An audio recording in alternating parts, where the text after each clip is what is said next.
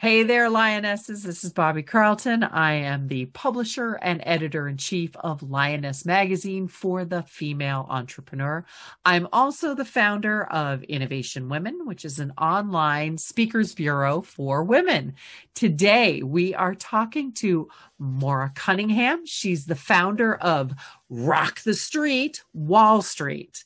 Rock the Street Wall Street is a financial and investment literacy program designed to spark the attention and the interest of a diverse population of high school girls and entice them to consider careers in finance and other math and STEM oriented fields. Maura, welcome. Thank you so much for joining us. Thank you. It's my pleasure to be here. I'm looking forward to this. You spent some time on Wall Street yourself. So can you tell me how you got there and a little bit about your background? Sure, I'd be happy to. So I grew up in New York City, in the baddest borough there is, the Bronx. And I used to watch, believe it or not, Louis Rukeyser's Wall Street Week. And I tuned into it when I was in high school. And I thought, wow, they can talk about anything and everything about around the globe. And at the time, I was a news hound, very much a news hound. I was reading the New York Times from cover to cover just for the kicks of it and having fun. And I had a teacher who encouraged that.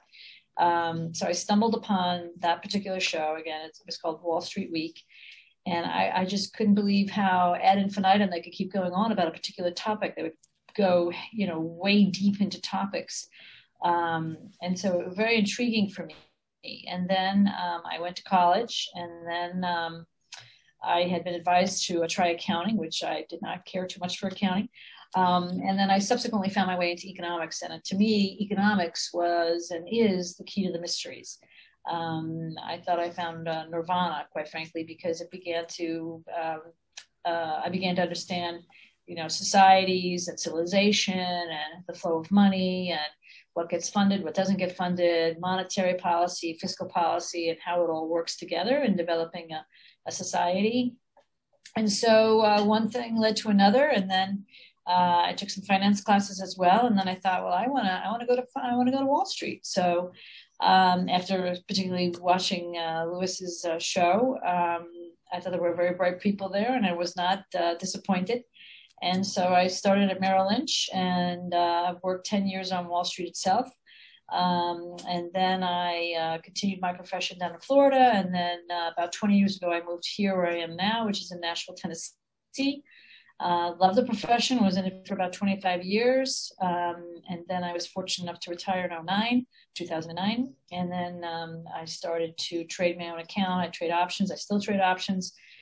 But after 3 years of doing just that, after I retired, I thought there had to be more to life than this. And so I went back to school and got my master's degree in civic leadership with my thesis on girls in math and how we lose them at age 9 in the United States, and how that is uniquely an American and Western European problem. We don't have that problem in losing girls in math in China, Russia, nor Eastern European countries. So we know that it's a cultural issue here and not a capability issue. So we're trying to change that. And so we're lifting the veil. Rock the Street is lifting the veil on the fact that finance isn't anything more than first year algebra for the most part. Of course, we have our algos and quants, as we will both know, but for the most part, I'd say 98% of the population in our industry, as you well know, has to know at most just first year algebra. So girls just don't know that. They have no concept of that in high school. So we're trying to break their image of us that Hollywood depicts, which if you ask a teenage girl, what does Wall Street look like to you? They'll tell you it's a white guy yelling. And we get that consistently. And we're like, oh, yeah, thank you, Hollywood. So we're breaking that image. We're bringing in the women. 100% of the women who go into the classrooms for us throughout the country are female financial professionals. That's all we allow to go in. So these are women who are facile in math and very comfortable with economic and financial concepts. And it's important that they see us, because the number one reason that they don't go into the STEM professions, girls in this country, is that they don't see women in those professions. And the number two reason is they don't see their girlfriends choosing those majors and minors. It's that simple. So we are dealing with both of those issues in every classroom that we go into. Wow. So coming from Wall Street like you did, why did you choose a nonprofit path? It kind of chose me, quite frankly. Interesting the way you put that. As I said, I had been in the most private of private sectors, I would say, in the Wall Street sector, and again, I was able to retire. And then when I went back to school, because it was my turn to give back, I thought I was going to go into public policy on this. And as I continued to do my research on girls in math and financial literacy and the number of women coming into the profession, there was nothing in public policy about this. Zero. Zero. So I said, okay, well, if there's nothing happening out there in public policy on this, it's like the silent killer. I'll have to create something. So I got with my thesis board members, and I said, I got to do something. So they suggested a nonprofit, and I said, I don't know about that because I don't know the first thing about a nonprofit. But I said, all right, let me give it a shot. So I had done 24 field interviews for my thesis in many of the high schools so that I could include their data. So when I decided to launch my nonprofit, I went back to them and I said, look, this is the only way we can fix this. And they knew I was serious because I showed them the academic data and they allowed me to come in. So thank goodness I had interviewed them for the master's thesis. And they allowed me to come in, and I started the program, one school at a time here in Nashville, Tennessee. Wow. So tell me a little bit about your program. What does it look like? So the program is pretty extensive. We're actually developing the new curriculum. We should say revising the new curriculum each and every summer. We revise it. So we've grown from one school in Nashville, Tennessee 8 years ago to fast forward to today, actually to this coming fall. We will be in 25 cities, might be more, 25 cities, and we'll be in 47 schools across the United States. So we're actually growing by 10 cities just this year. So in the middle of a pandemic, we're growing by 10 cities. And there is interest in over 110 cities to bring our program. So that tells you how much of a demand there is out there. So we are now plug and play, meaning that we can go into any city. We have to have a sponsor, a corporate sponsor, and we have to have the volunteers. And so we work on that end to get those things secured before we can launch in a city. But the program itself has actually 4 components. 3 are during the academic year, and the 4th one emerges after they have graduated from our program. So the program itself, the first 2 components are in the fall. The first component is a series of 5 workshops that are done, pre-COVID and hopefully post-COVID at the high school itself, because we want to go where the girls are. So they're normally held at the high school. And again, it's taught 100% by female financial professionals. So there's 5 classroom sessions about finance and investment. And I want to make sure that you understand we're doing investment literacy as well, because the research shows that no one is speaking to the girls about investments, not mom, not dad, no one. So we have to talk to them about investing as well. It's not just budgeting and credit cards. It's about stocks, So 5 sessions in the fall. Then we cap that off with what we call the Wall Street Experience Field Trip, which is held usually at the corporation that is sponsoring us. And on that given day, it's an extended lunch and learn, about a 3 to 4 hour event. And we get the girls there by school bus or by subway, depending upon which city we're in. And then they meet only women in power, which they've never experienced before. For many of these students, they've never been in an office before.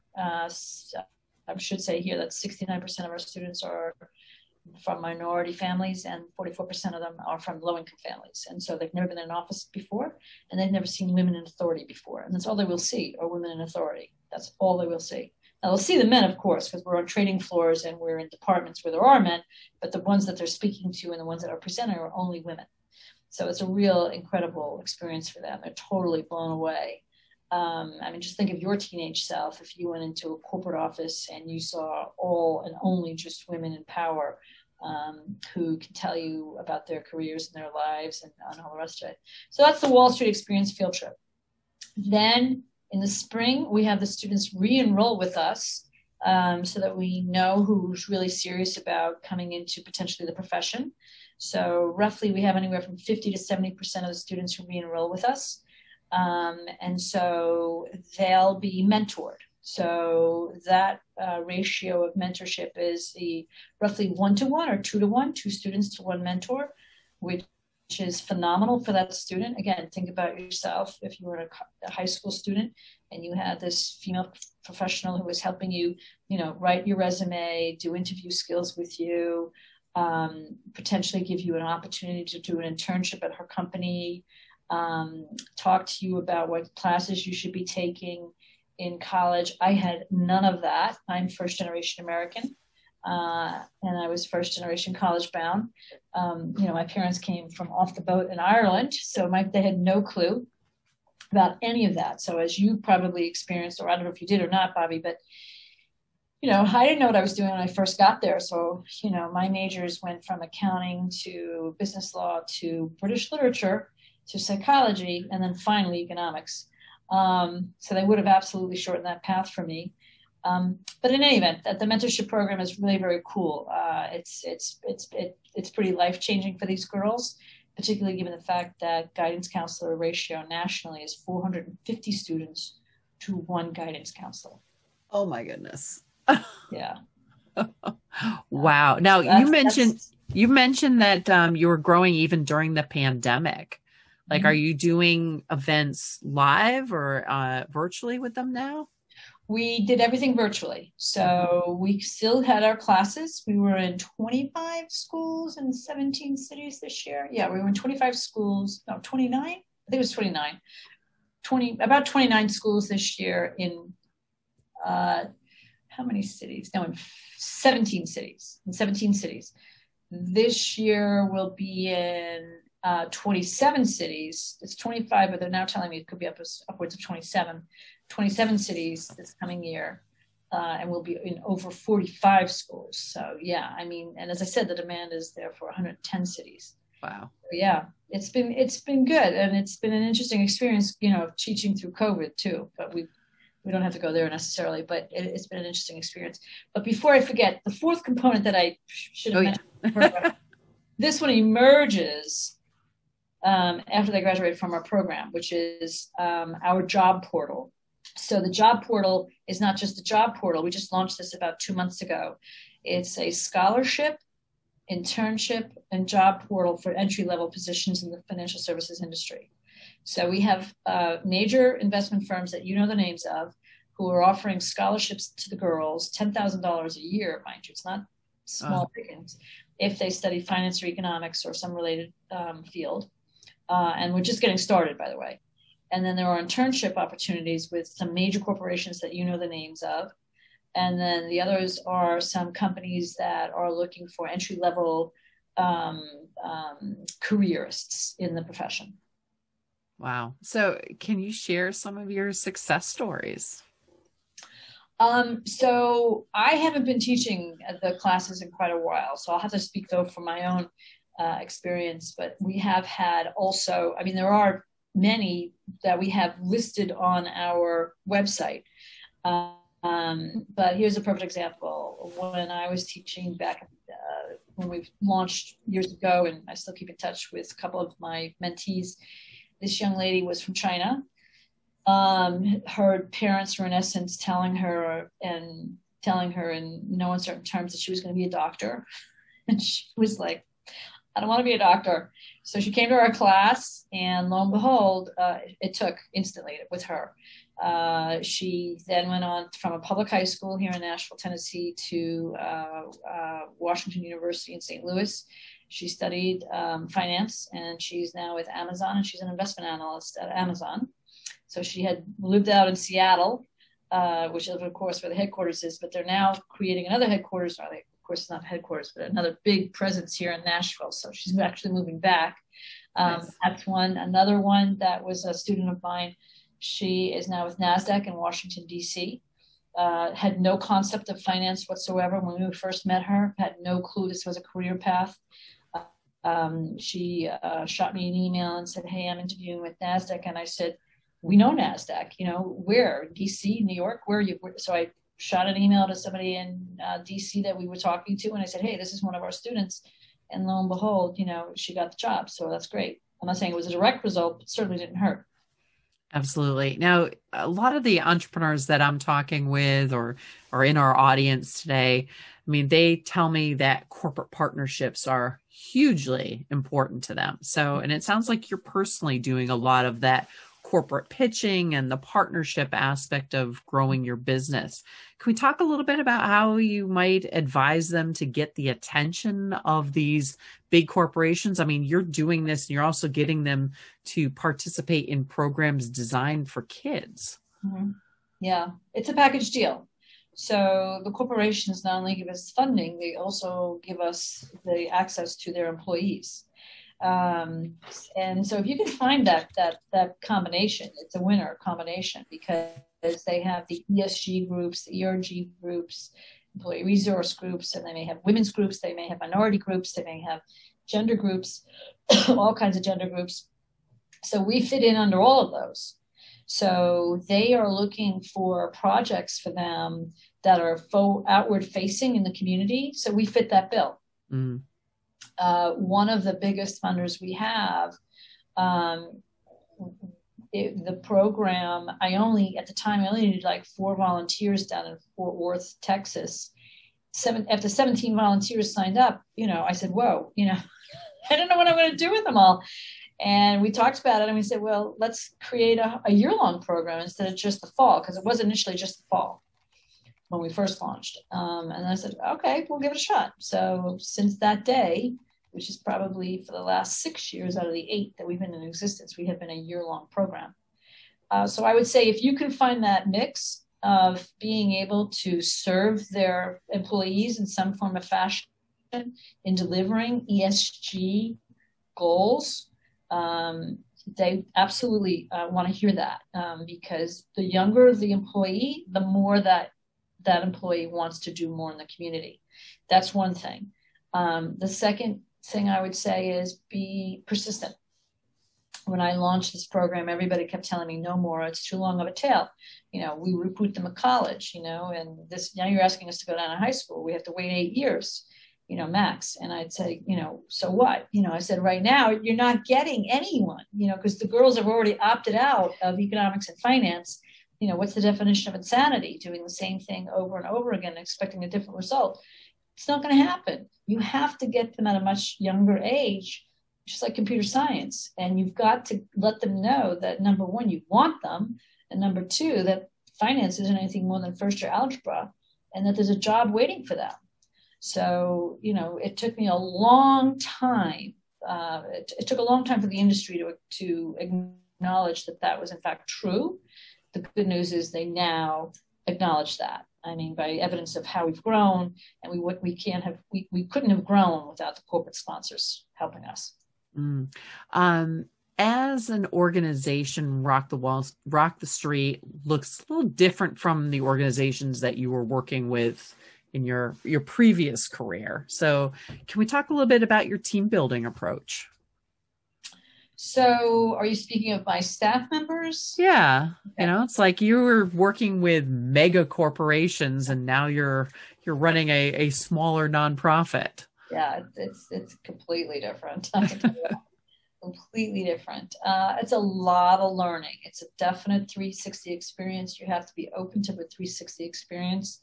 You're learning on the fly. You're building the bus as you drive it. I mean, you have to be totally open to that. You have to overcome objections. If you're good in sales, you'll do well in any entrepreneurial effort. I do believe that. As you know, you don't know this, but I was straight commission. So you ate what you killed. So you know how to overcome objections. So if you can overcome objections and stick with it and believe in your mission, you can get ahead. You can absolutely get ahead in launching anything. I firmly believe that. It does have to do with believing in what you're doing.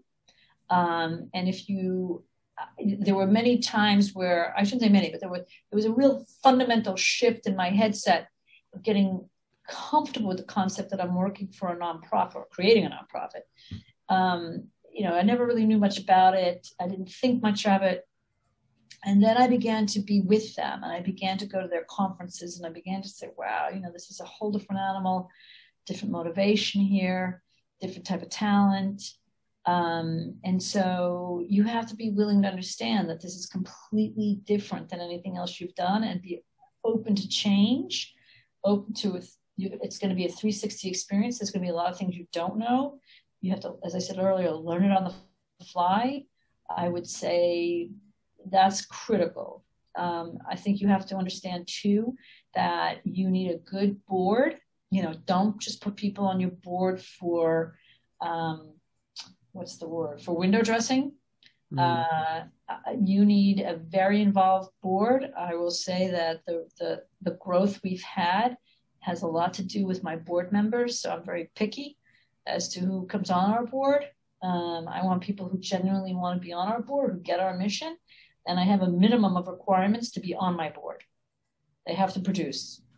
And so I work them pretty hard. And I'm very, very thankful for that. I'm very thankful for them coming and delivering on their requirements and introducing us to people and so forth and so on. And get comfortable, put your seatbelt on, and it's going to be a rocky ride. I would say also give yourself at least 3 years.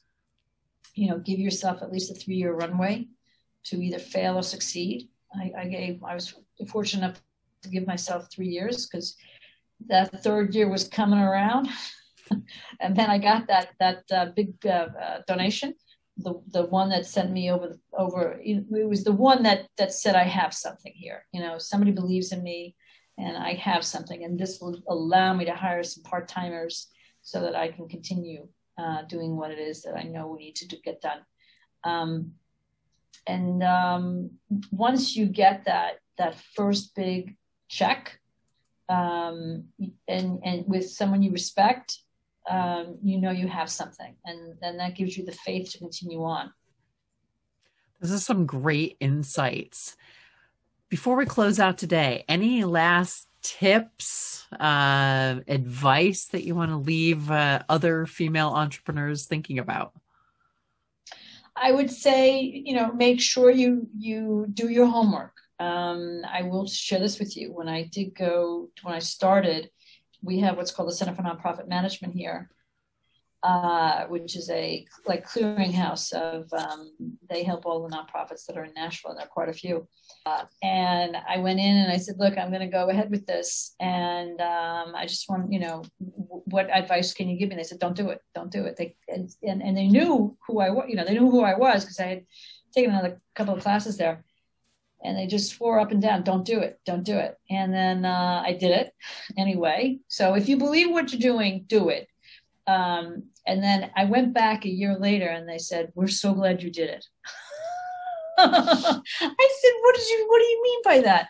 And they said, well, number one, and it was a woman who, she was second in command of the whole package there. And she said, we see a lot of women who come in here. I'm being very frank here with you, Bobby. They said, we see a lot of women here who want to do a lot of good, and they just, it's all in their head and they don't know how to execute it. And so we have to tell them that. And I'm like, okay, I understand that. But, I have my lawyer with me, and they said, we still have to do it. And I was like, okay, I get it. But, thank God. It made me really think for, a week, maybe. Do I really want to do this? And then I said, hell yeah, I want to do this. So, get ready that people will tell you that you can't do it. And get ready to be prepared to do it. But give yourself a lot of runway. Do not give yourself just 1 year. I've seen that happen. Do not give yourself 1 year. I was fortunate enough that I could give myself 3 years. And it took all of those 3 years to get it really going where I knew I had it. That once I got to my 5th city, I said, okay, I know I got it. I got it going. And now we're going to be in 25 plus this year. All right, Maura, you're running a nonprofit, but it's really entrepreneurship, isn't it? Oh, very much so. I run this like a business. I watch every penny.